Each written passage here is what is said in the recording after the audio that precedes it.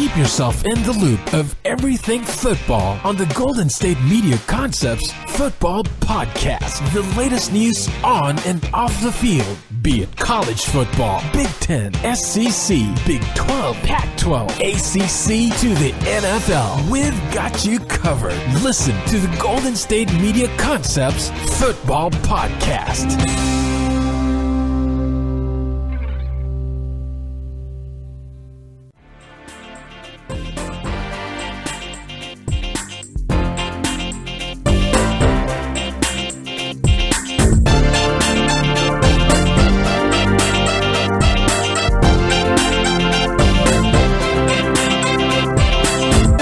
All right, and welcome to the GSMC Football Podcast. This episode is brought to you by the GSMC Podcast Network, and as always, I am your host, Jesse Tapia.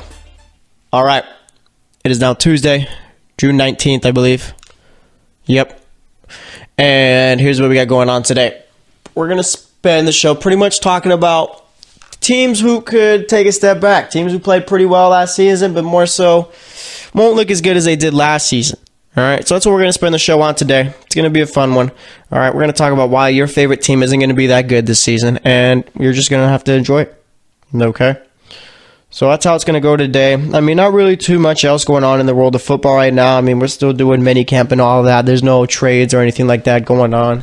Dez Bryant, for some reason, well, not for some reason, I think it's just a matter of teams want to see what they got at training camp, and then if they feel like they need a receiver, then you'll go and see Dez Bryant go sign with some team. All right, but it's just a point where, I mean, you think Dez Bryant's obviously got to have an agent, right? And let's assume that he does, and I'm more than sure that he does. But like his agent had to have told him that there really wasn't going to be the biggest market for him out there, right?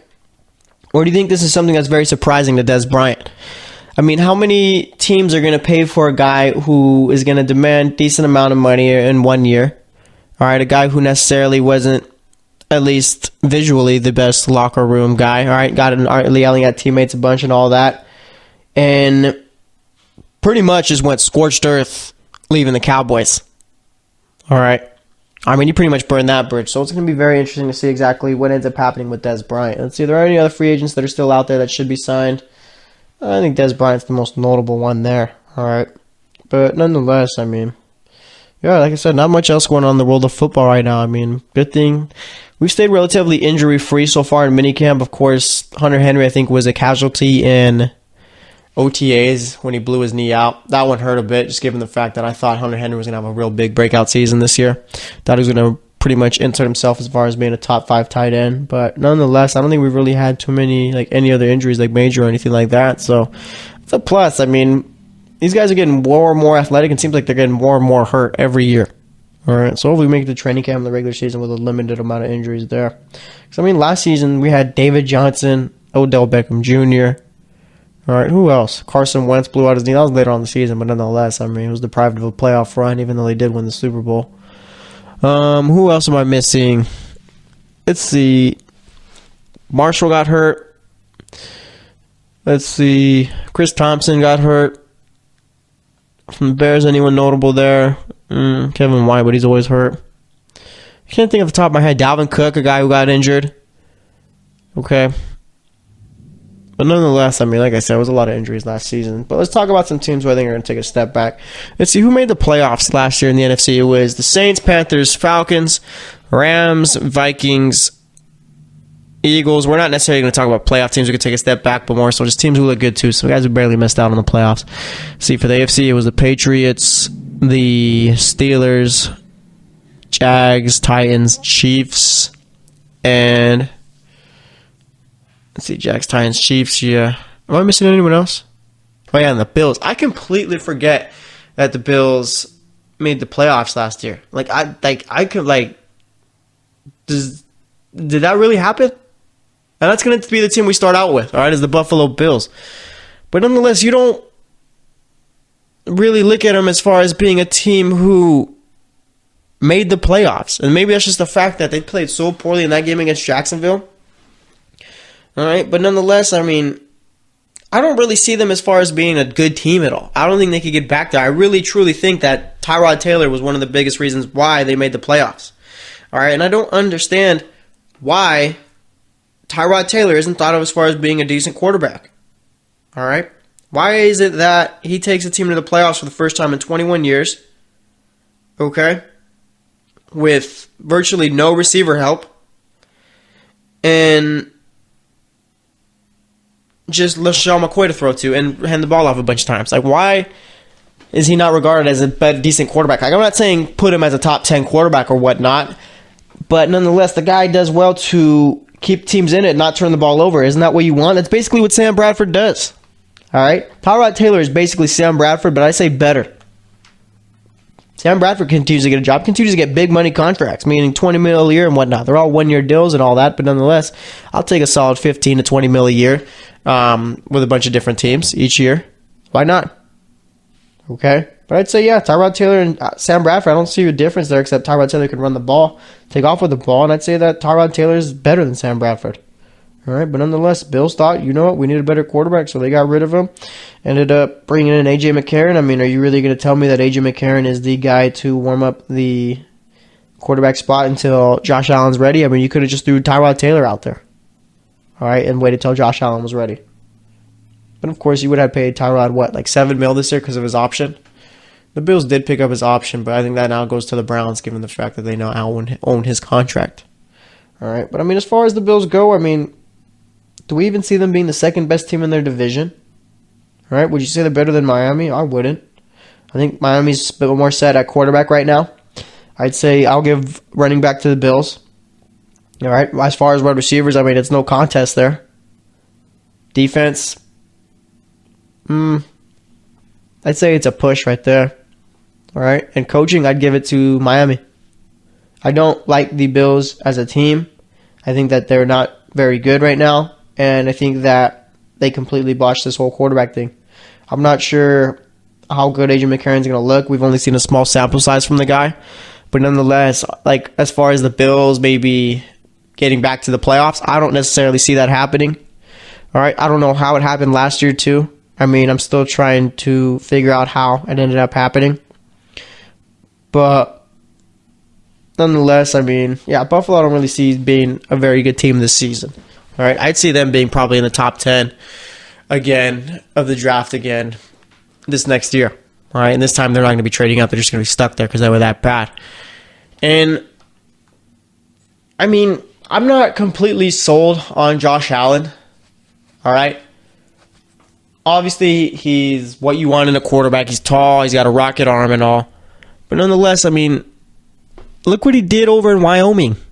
Did he set the Mountain West on fire or anything like that?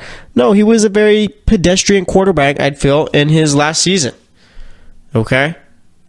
I mean, as good as he was, he didn't really do too much.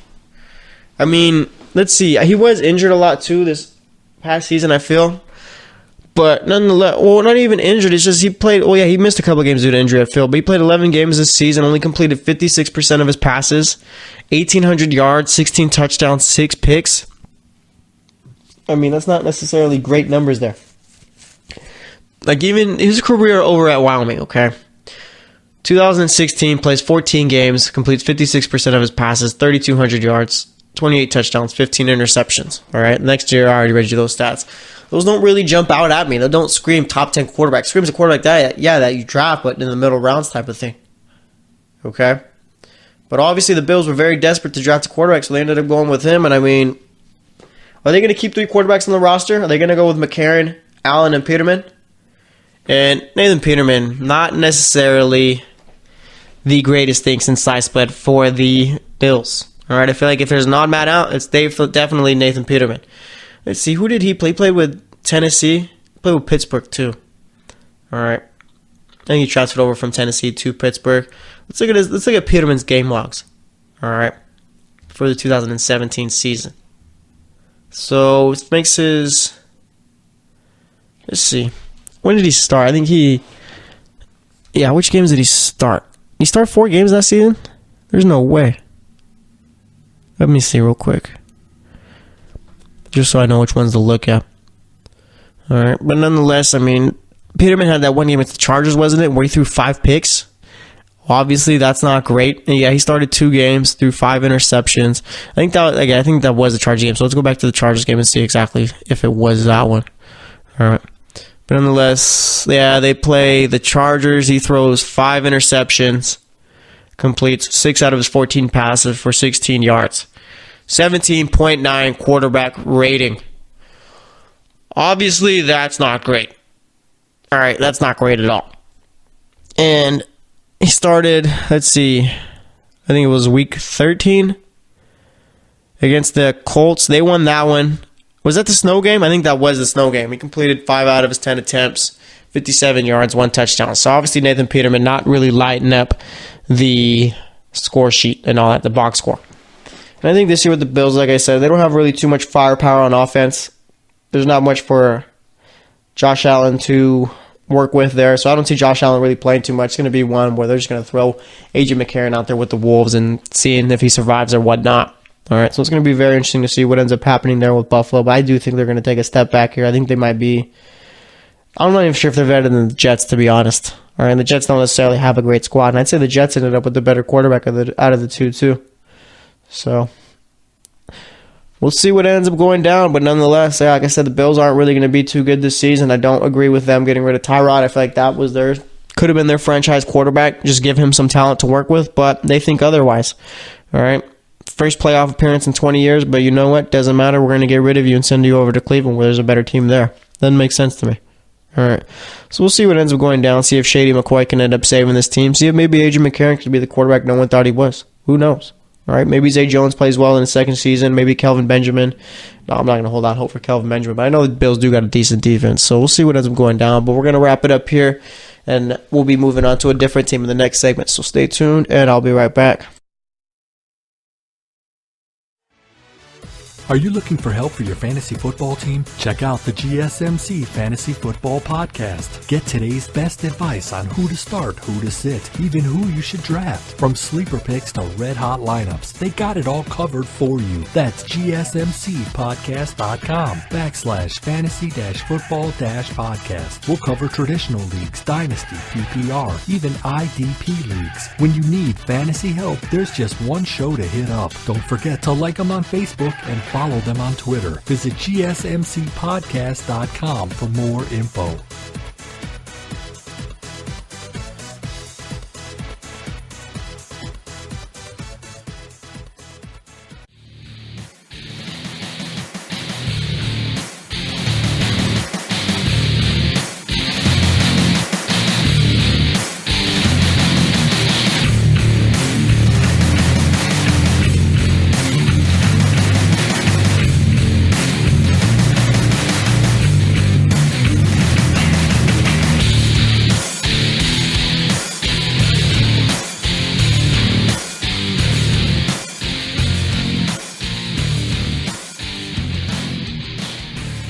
All right, and welcome back to the GSMC Football Podcast. We spent the first segment talking about the Bills. Today's show is more so about teams who are probably going to take a step back the upcoming season, not going to be as good as what they were the previous season. And yeah, we talked about the Bills. I mean, I completely forget that the Bills even made the playoffs last season. I mean, they were pretty much in and out, lost 10-3 to the Jags.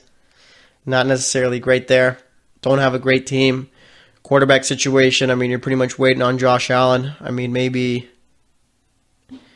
A.J. McCarron is it. Who knows? Okay. But nonetheless, yeah, definitely Bills. I could see taking a step back. Also, another team is the Kansas City Chiefs. And not to the point where they're going to be bad like the Bills, but to the point where they'll probably miss out on the playoffs. All right. Obviously, we saw the Chiefs make the playoffs last year. I mean, an all-time choke job there. But what's new is the Chiefs. All right. They continuously do that. And they give up a big lead to the Colts, too, in the playoffs. I think it's when Andrew Luck scored that one touchdown. But nonetheless, I mean,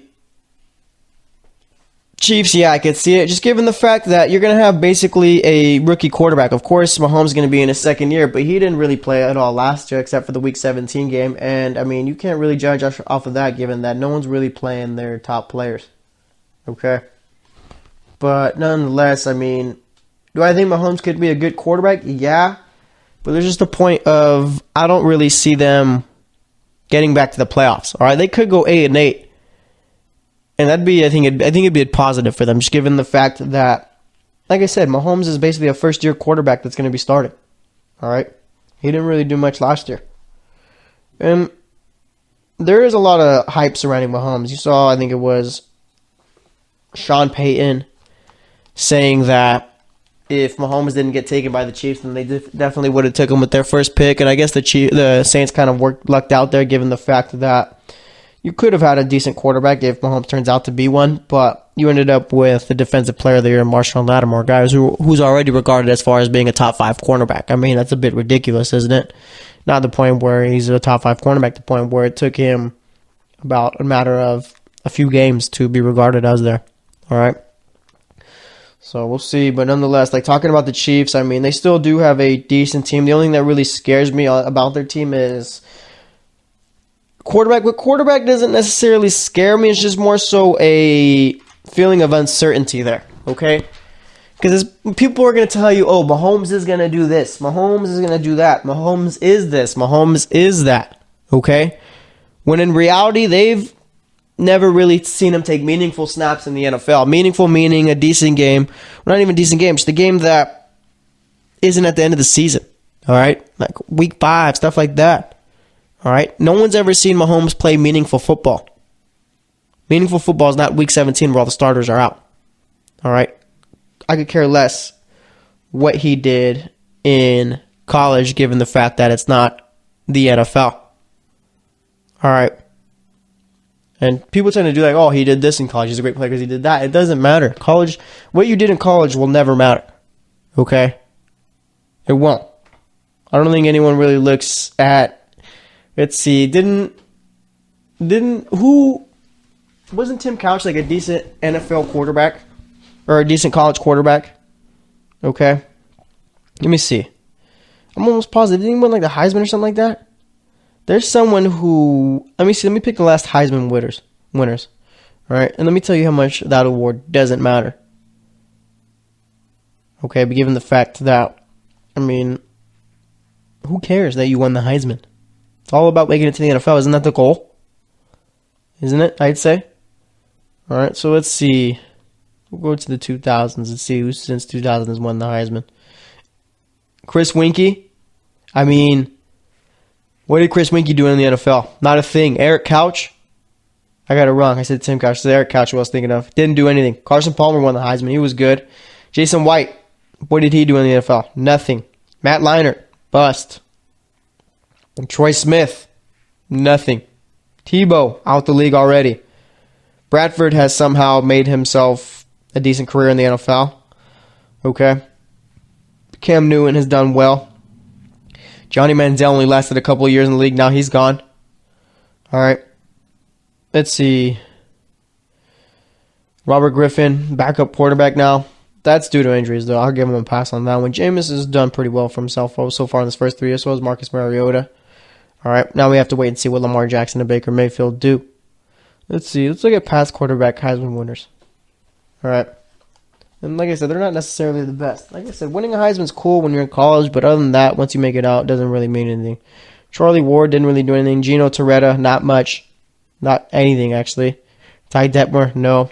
Andre Ware was, All right. Vinny Testaverde had a decent little NFL career. Let's see. Oh, there was a period of time where it was just running backs winning the Heisman, like in the 70s. Let's see, from 73 to 83, those were all running backs winning the Heisman. All right, but like I said, I mean, going back to Mahomes, people talk about he was a good quarterback at Texas Tech and all, but like I said, it didn't really matter. All right, what does it matter if he hasn't done anything in the NFL yet? All right. Well, that's why I say the Chiefs could take a step back. I'm not really expecting them to be bad, and I do think Mahomes is going to be a decent quarterback for them this season, given the fact that you do have Kareem Hunt, Tyreek Hill, and Travis Kelce. But it's just a point where I don't think they'll be as good as last year's team. And also, too, I don't really like their defense. I don't like them trading away Marcus Peters. I don't really buy into the whole he was a locker room problem type of thing. All right, I feel like people just they did the same thing with Deshaun Jackson, except they said that they were afraid of his gang affiliations and all that. And that's why they ended up cutting him, when in reality that hasn't been a problem for him ever in his career. It's just some terrible excuse to get rid of a guy rather than just cutting or just trading him or cutting him and just dealing with the backlash. I've never really understood it. But, I mean, looking at their team right now, like I said, at running back, you get Kareem Hunt, Spencer Ware, Charkandrick West, Damian Williams, who was a solid receiving back for the Dolphins. All right, at wide receiver, you got Chris Conley, Tyreek Hill. Chris Conley's not necessarily like a big name or anything like that, but will be decent. Let's see, they drafted Josh Crockett, or they signed Josh Crockett and all that, undrafted rookie, I believe. You got Sammy Watkins. I forget that he's there now. But you got Sammy Watkins, Tyreek Hill. Okay, Travis Kelce. Let's see, what do you got on the defense? That's what I'm most curious about. Defense doesn't necessarily look too great. Okay, drafted Breland Speaks. Let's see. Derek 90. Xavier Williams. D Ford, has D Ford really done much since he's been out here? I mean, it's his 5th year, so I feel like he's been decent for... You just never hear about D Ford. All right? And he was injured last season. Maybe that's just all it's been. He's been injured. Let's see. Doesn't start a game 2014 his rookie year. Okay. Only starts 5 2015. Starts 14 out of 15 games 2016. Had 10 sacks. But, yeah, other than that, D Ford hasn't really done too much. Okay. So, like I said, I mean, if the defense plays well this season with the guys, let's see, they drafted a bunch of guys, too, on the defensive side of the ball. Let me see exactly who they drafted here. And I know, didn't they spend, I think, all their picks on defense, too, I believe. So you take Breland Speaks with your second-round pick. They did not have a first-round pick this year. Derek Nady with their third-round pick should be decent. Second pick of the third round, you take Dorian O'Daniel, outside linebacker out of Clemson. Armani Watts, safety out of Texas A&M in the 4th round. Tremont Smith, cornerback out of Central Arkansas in the 6th round. And then second pick of the 6th round, you take Khalil McKenzie, defensive tackle out of Tennessee. So, I mean, they really went defensive heavy in this draft. Obviously, no offensive players. But it's just a point where I just don't think the Chiefs are going to be as good as last year. They'll be a decent team and whatnot. They'll be in the hunt. They'll be a 7-8 win team. But it's just a point where I want to see what Mahomes can do first, and I want to see what that defense does. Obviously, we know what Kelce, Kareem Hunt, and Hill can do. So they have talent. It's just a matter of waiting and seeing type of thing. All right, so it'll be real interesting with the Chiefs. I mean, plus they play in a difficult division. All right. I think the Chargers should be way better. I think the Chargers are going to win the division this year. I think they got probably the most complete team in the AFC West. The Broncos should be better given the fact that they finally have a decent quarterback. At least I hope so. All right. Case Keenum did play well with the Vikings, but given that was his only good season so far in his career. Raiders, I have no clue what the Raiders are going to look like this season. They could either be good or they could be really, really bad. All right. It's just a matter of what the mad scientist John Gruden's got cooking up over there with the Raiders. All right. Seems like he was trying to take it back a bit. But that necessarily isn't the greatest thing. Normally, you want to go forward rather than going back. All right. He's not an analytics guy. He's not a technology guy. So we'll see what ends up going down there. All right. But like I said, I mean, the Chiefs could be decent. Should be decent. Won't make the playoffs, I think. And I think that's fair to say. Okay. Given the fact that, like I said, Mahomes hasn't really taken any meaningful snaps. And as far as the rest of that division, like I said, Chargers were, for me, most complete team in that division. I think they're the best team in that division. And I think maybe this could be a year where they finally make some noise in the playoffs. I mean, Phillip Rivers has never really been a great playoff performer. I think he's, 4-6 in the playoffs? All right, but nonetheless, I mean, who knows? Maybe the Chargers make it to the Super Bowl? Possibly. So we'll see what ends up going down there. But like I said, I think Mahomes is going to be a decent quarterback, but I think he'll really elevate himself in the upcoming future. All right, this year I don't think they'll make the playoffs, so we'll see what ends up going down. But we're going to wrap it up here. Next up, we'll be talking about another team, so stay tuned, and I'll be right back. Check out the show that's built on the MMA. From the UFC to extreme cage fighting, they got the fights covered. Check out the GSMC MMA podcast. Get the latest news on past or upcoming fights. Join us as we talk to and about some of the biggest names in the MMA, past, present, and future. When it's the fight game, there's just one show to check out. GSMCpodcast.com/MMA-podcast. Don't forget to like them on Facebook and follow them on Twitter. Visit GSMCpodcast.com for more info.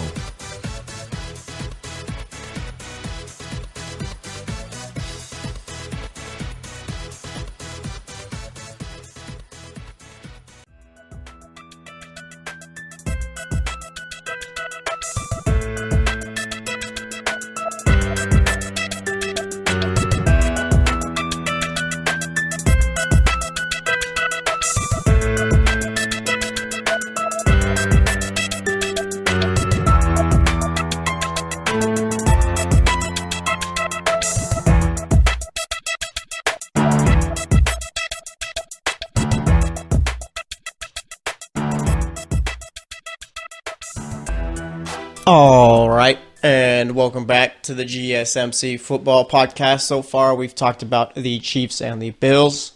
Talking about teams who could take a step back. Bills, I think, are going to be a bad team. Chiefs, I just think, are going to be a team who miss out on the playoffs this year, aren't as good as the year before. Okay? And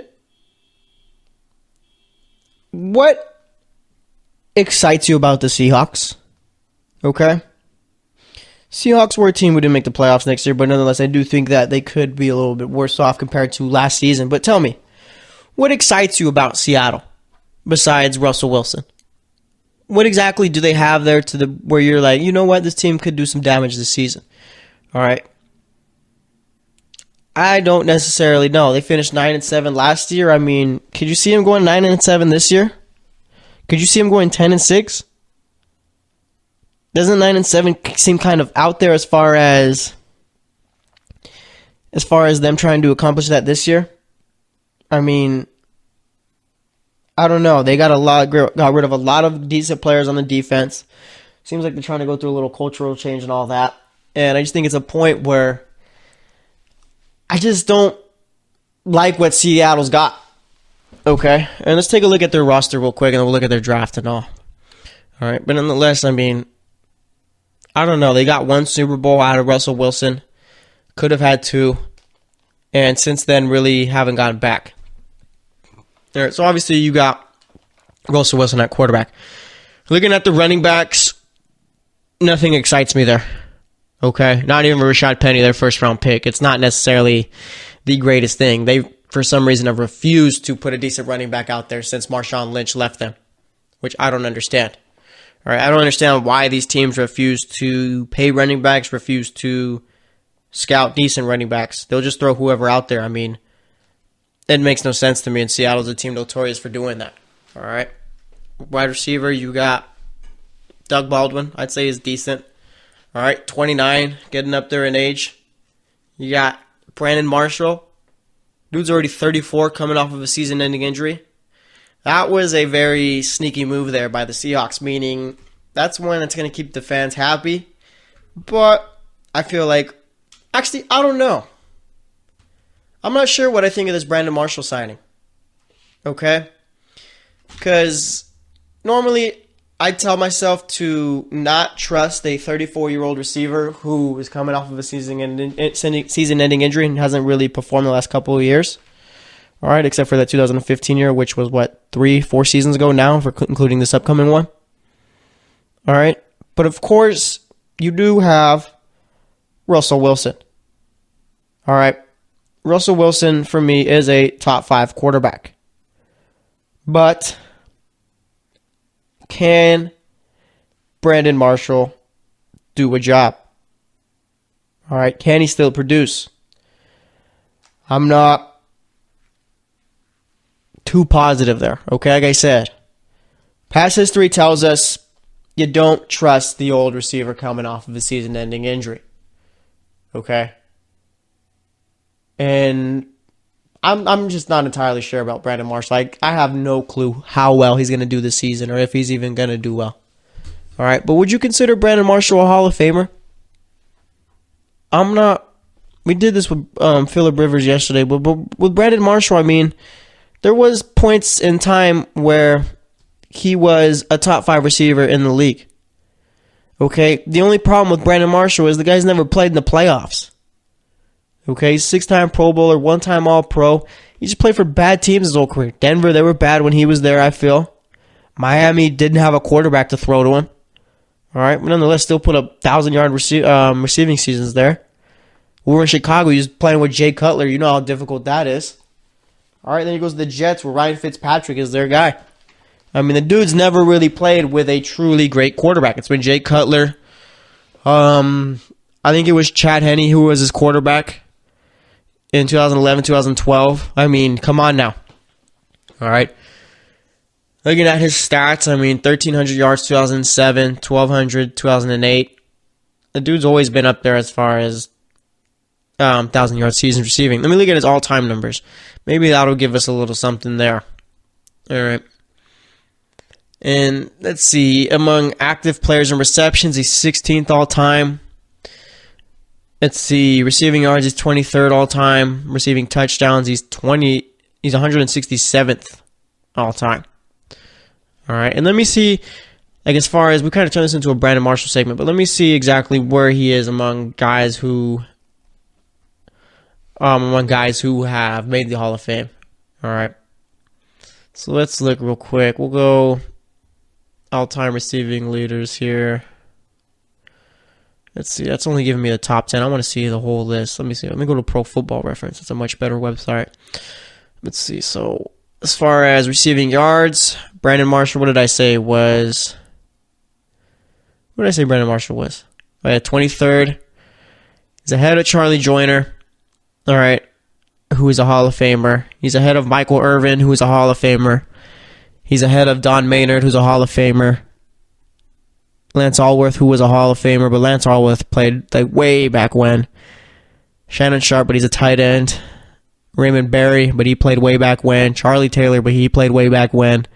Fred Biletnikoff played way back when. So, I mean, it's not looking great. There's not too many like guys who played recently, meaning like maybe in the early 2000s or even in the late 90s that are behind him.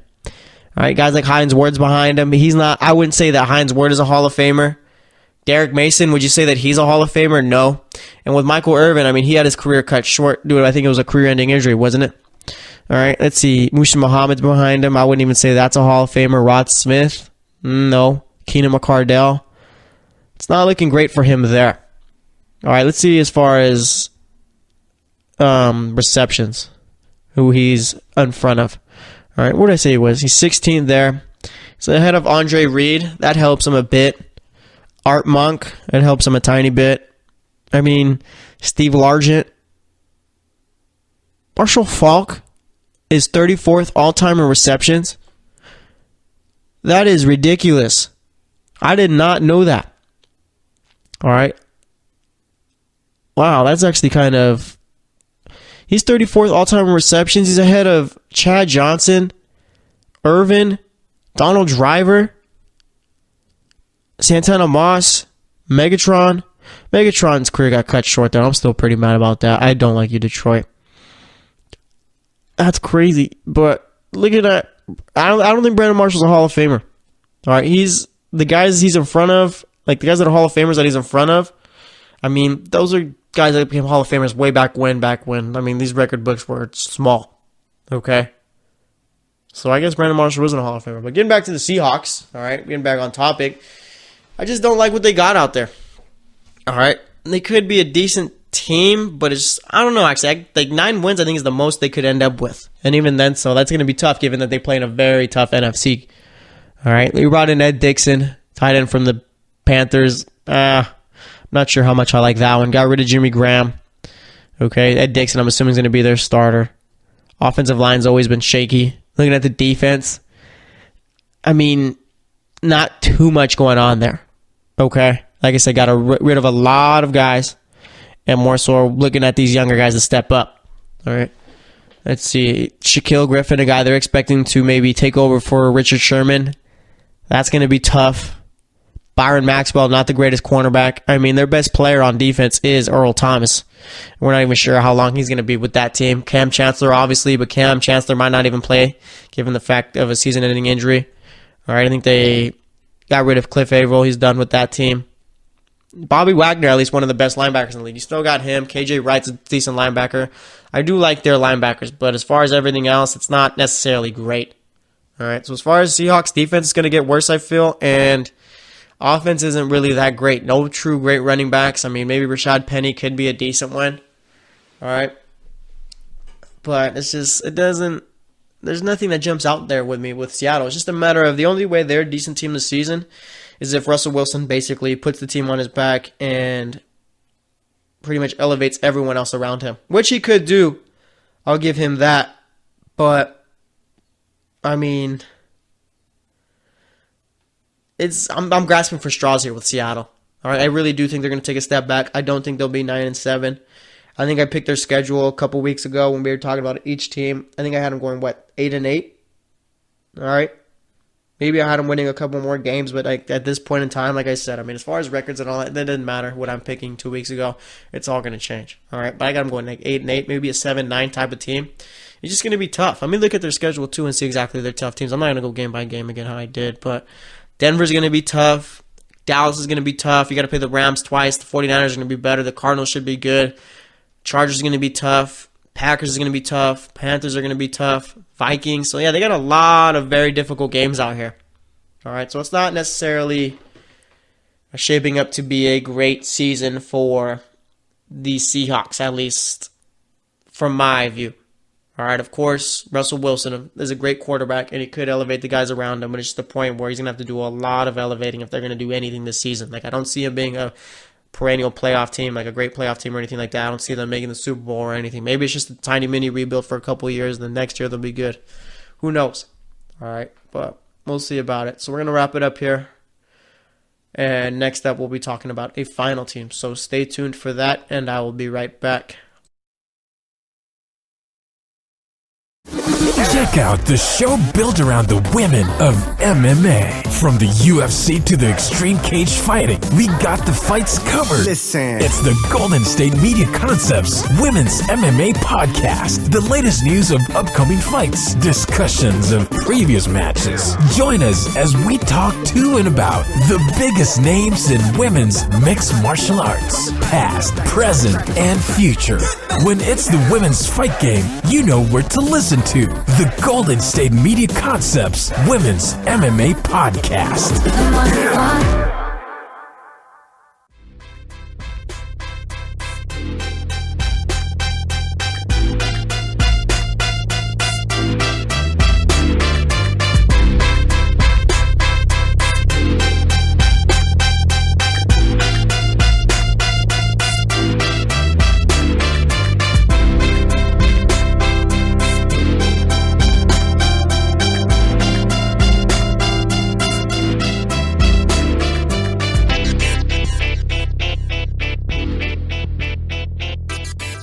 All right, and welcome back to the GSMC Football Podcast. We've been talking about teams I think could take a step back.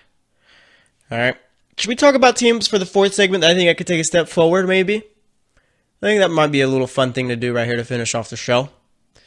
Let's talk about teams I think are going to be better this year. Let's do that. All right, I'm sorry, Seahawks fans, Chiefs, not even Chiefs fans. I don't even apologize to Chiefs fans. I think you guys are going to be decent. It's just I think that you're not going to be as good as you were this past season. I like Mahomes. I think he'll be decent. I don't have a definitive answer on him just because I've never seen him play in the NFL. All right, and I don't need the guy to go light up, throw for 400 yards, 4 touchdowns for me to think he's going to be good. It's just a matter of just showing science, all right? Kind of like with Jimmy Garoppolo last season, okay? I wasn't really expecting Jimmy G to go out there and light the NFL up or anything like that, but just show flashes of what kind of quarterback you could be, and he did that and even more so. That's why you got that big old contract. I mean, talking about teams who should be better this year, that is the 49ers, okay? And the 49ers hype train is full force right now, but I don't think they're going to be a team that makes the playoffs. Okay, I understand that last year they finished off winning 6 in a row, beat some decent teams.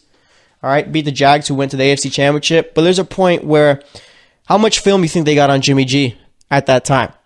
Not too much. All right, you're not really going to try and base what he was doing that season, like watch film on him that season, or even see what kind of quarterback he was over in New England.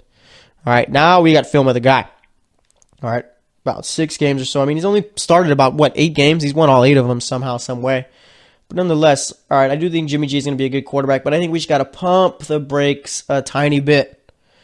Okay, let's see what exactly he could do with a full season. All right, and I'm not saying he's going to be bad, but I'm just saying hold on a bit. And let's look at exactly what he did last season in those 6 games. Would he start 6 games or he start 5? I think he started 6. All right, so let's take a look and see what exactly Jimmy Garoppolo did. Let's look at his game logs. All right, we'll go game by game and see exactly what Garoppolo did there. And that's ridiculous. I'm on Pro Football Reference looking at the stats, and they got 2-time Super Bowl champ there. I mean, playing for the Patriots does definitely have his perks, I feel. So let's see. Starts week 2 against Chicago. All right. Completes 26 out of his 37 passes, which is 70%, 293 yards and an interception. Then he plays the Texans. they beat them. All right, 60% completion percentage, 334 yards, 1 touchdown, 1 pick. They beat Tennessee. All right, let's see. They beat Tennessee, 72% completion percentage, and that one 381 yards, 1 touchdown. I think that was his best game right there against Tennessee. All right, then he beats Jacksonville, throws for 242 yards, 70% completion percentage, 2 touchdowns, 1 pick. And then there was a game against the Rams where he didn't relatively, I'd say, play too well, given the fact that it was against the Rams scrubs. All right, he threw 2 picks against them, did throw for 292 yards, 2 touchdowns, 60% completion percentage. That's not necessarily great there. All right. But nonetheless, I mean, I do think he's going to be a decent quarterback for him, but I'm just saying, pump the brakes. Let's wait and see what he does in a full season. Okay? Let's just wait. But nonetheless, looking at their draft, he took Mike McGlinchey with the first pick, offensive tackle out of Notre Dame. I don't think there's ever been a bad pick as far as an offensive lineman out of Notre Dame, so I don't hate it. Took Dante Pettis in the second round. I'm not sure how I feel about Dante Pettis as far as him being a number 1 receiver, if that's their plan. All right, I think he is a decent receiver, but it's just a point where, I mean, I don't know. There's just something about Dante Pettis I just don't believe in as a number 1 receiver. And I just might be underestimating the guy. That's entirely possible given the fact that I'm no expert or anything like that. All right, but I guess they're going to try and implement him, be the number 1 guy. Took Fred Warner in the 3rd round, inside linebacker out of BYU. Tavarius Moore, all right, safety out of Southern Miss in the 3rd round.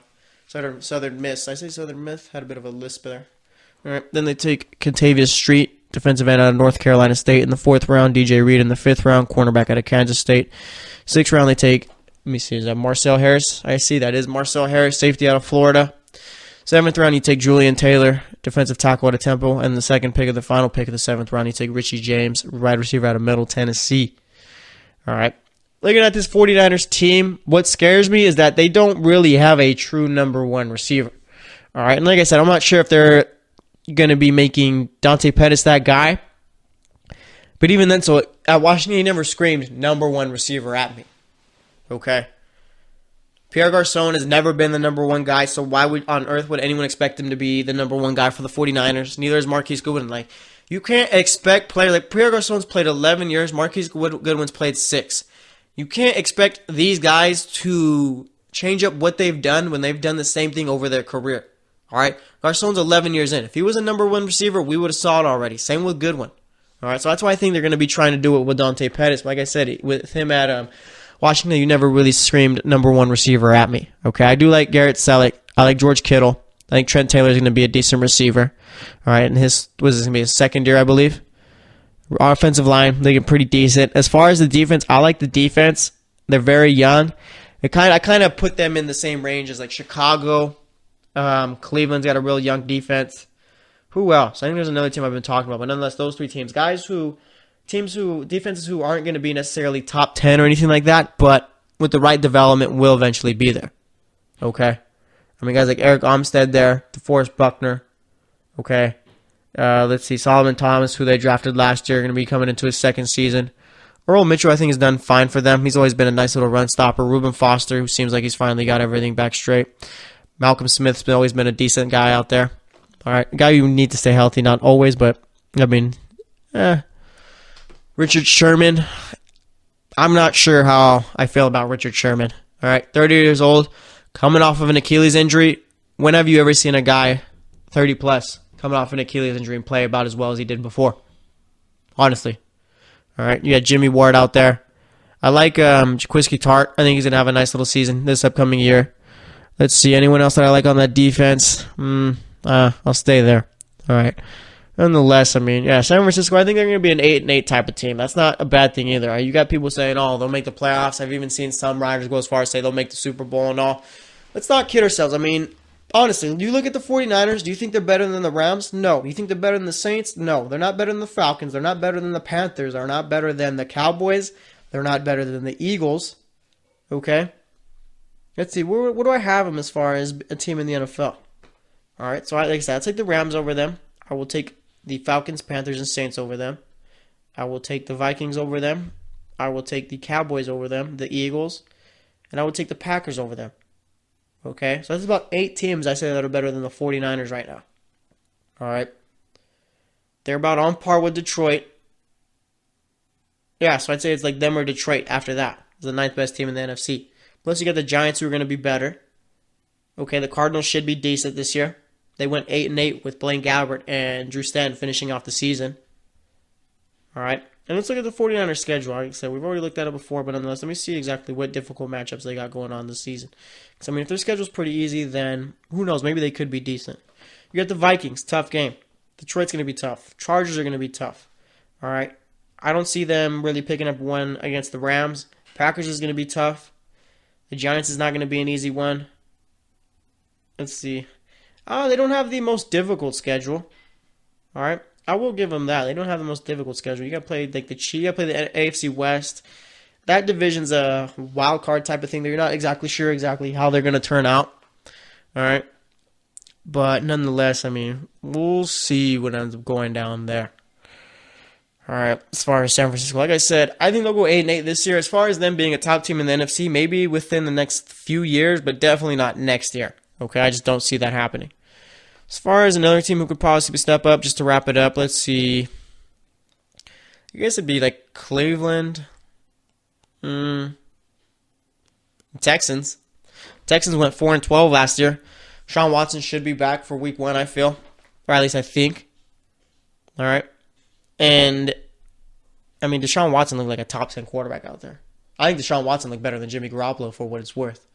All right, and I'm not trying to diss Jimmy Garoppolo or whatnot, but I'm just stating the fact out there, or my opinion, I should say. So they finished 3rd in the AFC South. Didn't have a first-round pick, didn't have a second-round pick. 3rd round, they take Justin Reed. I'm not even going to go through the entire draft. But as far as the Texans go, I mean, if Deshaun Watson could stay healthy, then I don't see a reason why they wouldn't be a whole lot better. I mean, this could be a playoff team here. J.J. Watt should be good back. He's got to stay on the field. Jadeveon Clowney had a really good season last year. Bernard McKinney, you gave him an extension. Whitney Merciless coming off of a biceps injury, a torn biceps or a torn tricep, something like that, I think it was. Should be back this season. Secondary's looking good. You added Tyrann Mathieu, who I think is going to be a very good player for this Texans team. I believe he's going to be playing safety too, so that's going to be real fun to watch again. Arizona more so had him in the nickel spot, but I think Houston's going to be having him in the safety spot. You got DeAndre Hopkins. Will Fuller obviously was a monster with Deshaun Watson. I mean, other than that, without Deshaun Watson, Will Fuller doesn't really look too dangerous. You got Lamar Miller. So Texans should be a whole lot better. So I'm really looking at San Francisco and Texans as far as San Francisco and the Texans as far as teams who will step up. So we'll see about it. But nonetheless, we're going to wrap it up here. Today we talked about the Seahawks, the Chiefs, Bills, 49ers, and Texans. All right. Thanks for listening to the GSMC Football Podcast. As always, I am your host, Jesse Tapia. I will be back tomorrow, so stay tuned, and I'll talk to you guys later. You've been listening to the Golden State Media Concepts Football Podcast, part of the Golden State Media Concepts Podcast Network.